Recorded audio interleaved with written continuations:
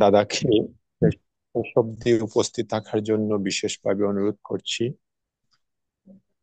এবারে আমরা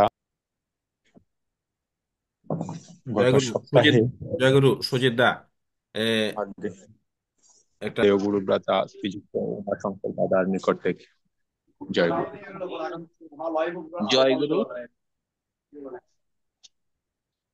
শ্রদ্ধা, মাইক্রোফোন অফ করবেন।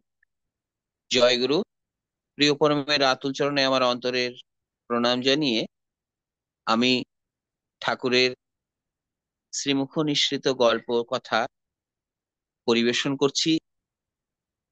ঠাকুর কথা কইতে খুব ভালোবাসতেন।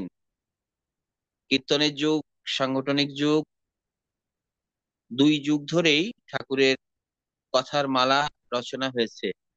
ঠাকুর ভক্তদের সঙ্গে যখন থাকতেন তখন যে গল্পগুলি করতেন তার জীবনের অভিজ্ঞতার কথা এবং জীবনের কথা বলতেন ভক্তদের কাছে।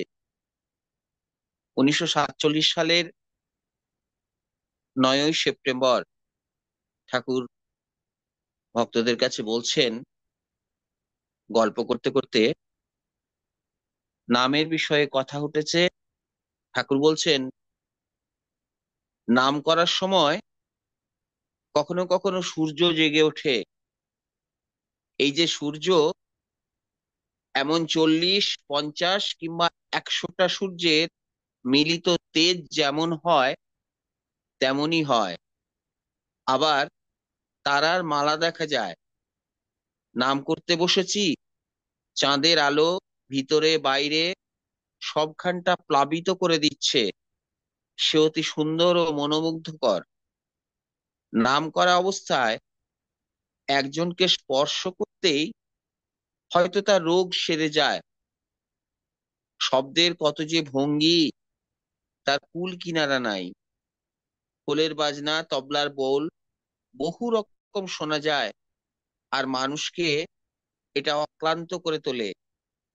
অনেক রকম শক্তি হয়, সেই শক্তি ইষ্টের স্বার্থে লাগাতে হয়।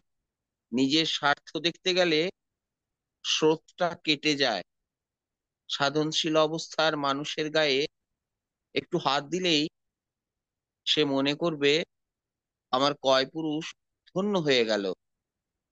যত রকমই অনুভূতি হোক না কেন এবং বিশ্বব্রহ্মাণ্ডে স্থূল সূক্ষ্ম কারণ সবকিছুই দেখা যাক না কেন, তাতে তত সুখ নেই। কিন্তু সুখই বৃন্দাবন চন্দ্রকে নিয়ে।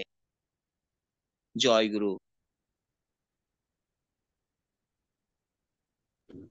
জয়গুরু, খুব মনোযোগ দিয়ে শুনছিলাম শ্রদ্ধেয় দাদার ঠাকুর সম্বন্ধে গল্প। এবারে